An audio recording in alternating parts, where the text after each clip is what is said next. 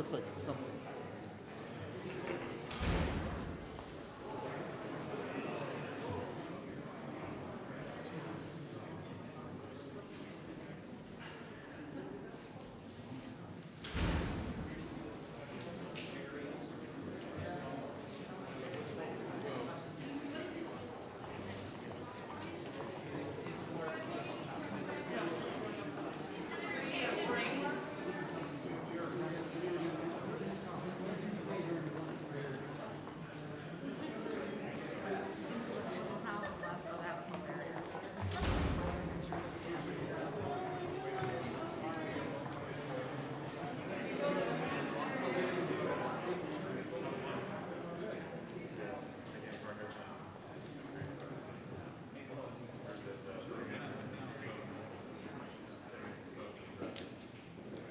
Who is doing all that flashing?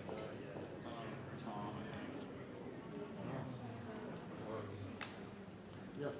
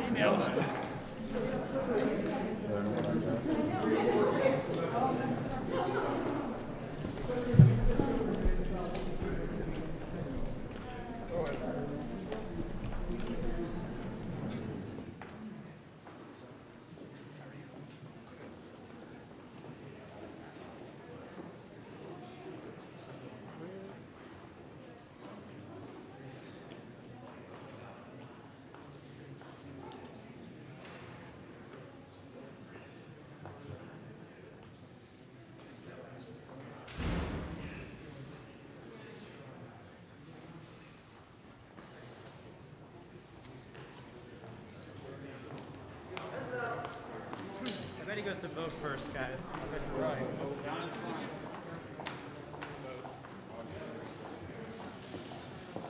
Frank, you get the prize. All right. 2-minute warning. He's gonna come back.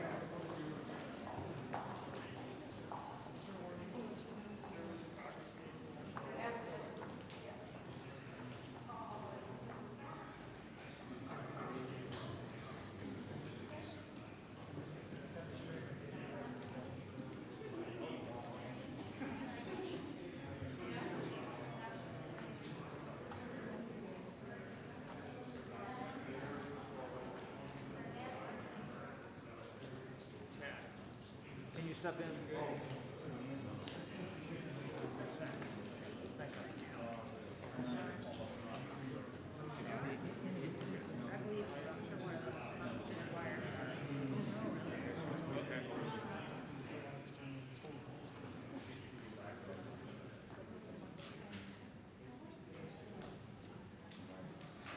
Okay, sorry. Yeah, so that's just wait. Oh, and the health. I gotta email their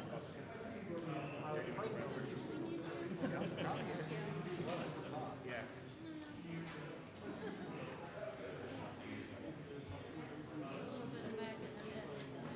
Sorry. Oh, you're fine. It's on my way there. So. That's helpful.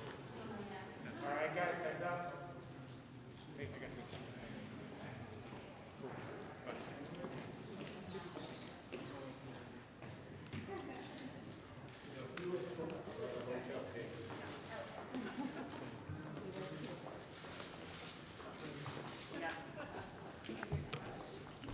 Okay, first, if you don't know, we're wearing these pink masks for the parliamentarian who's back today, and she's on the road to a speedy recovery, and we're all praying for her. So that's why we have pink masks. Okay. All right. Now, last night, I began the process for the Senate to hold a vote on the Freedom to Vote Act, a common-sense proposal that would make it easier for every eligible American to participate in free and fair elections. The Freedom to Vote Act, which 8 of my colleagues have worked on very diligently for months to put together, is going to go a long way to restoring people's faith in our democracy while respecting the role of the states in administering elections. This bill is a compromise, but a good one. It's a bill that every Senate Democrat is united behind enthusiastically. It sets common sense standards to make sure all Americans, no matter what zip code they live in, have the freedom to vote safely, securely. It adopts critical anti-election sabotage protections to safeguard our democracy from threats, foreign and domestic. It advances election reforms that have been proven to work in red, blue, and purple states, including many from West Virginia. As you know, Senator Manchin was an integral part of our discussions.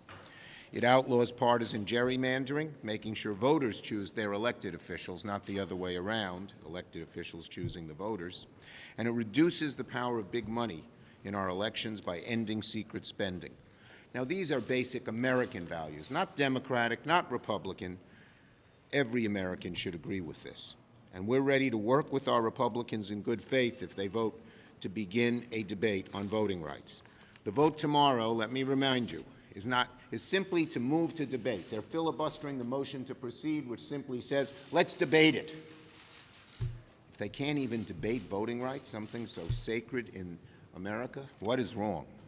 And the idea that the federal government shouldn't be involved, I would commend to my Republican colleagues to read the Constitution, to read the 15th Amendment, and read the numerous voting rights acts passed by this Congress, usually bipartisan, before they say this is not a federal issue. Of course, it's always been a federal issue to protect people's voting rights, starting in the Constitution itself, which says that the Congress can oversee federal elections. Okay, so if our Republican colleagues want amendments, want to have a discussion, we're welcome to it. I told Senator Manchin, I've told Republicans, and he's told them on numerous times, we'll have an open amendment process. They can amend the bill just as they want. I'm committed to an open and fair amendment process. The Senate has already voted on more amendments than any full year under President Trump and more than in the last 2 years combined. But what Republicans should not do, what they must not do, is squelch any chance for the Senate to debate something as critical, as sacrosanct, as American as the right to vote. Our elections are the wellspring of democracy and everything that comes with it. Unfortunately, Donald Trump's big lie is spreading like a cancer among Republicans. Here's a chance for bipartisanship to repair that damage. And they know in their hearts, a lot of them, how bad this is. But they're afraid of Trump, and they just go along. Tomorrow, the Senate will have the opportunity to rise to the moment. Democrats are ready to have this debate right now. Our members have worked tirelessly for months on the Freedom to Vote Act. Senator Manchin has worked for a month to try and get Republicans to either support the act, say what they would want to change in the act, or at least just give us 10 votes so we can begin debating the act. We'll see tomorrow if his efforts came to any fruition. Senate Republicans say they want more bipartisanship. Well, they're going to have the opportunity for bipartisanship tomorrow when we vote to begin debate. I hope they take us up on their offer. Senator Durbin. I've often wondered why we don't use the Senate chamber more effectively and more often. It's a beautiful place. Perhaps we could have some wedding receptions there from time to time, because we certainly don't spend a lot of time there debating or deliberating, which the Senate is designed to do.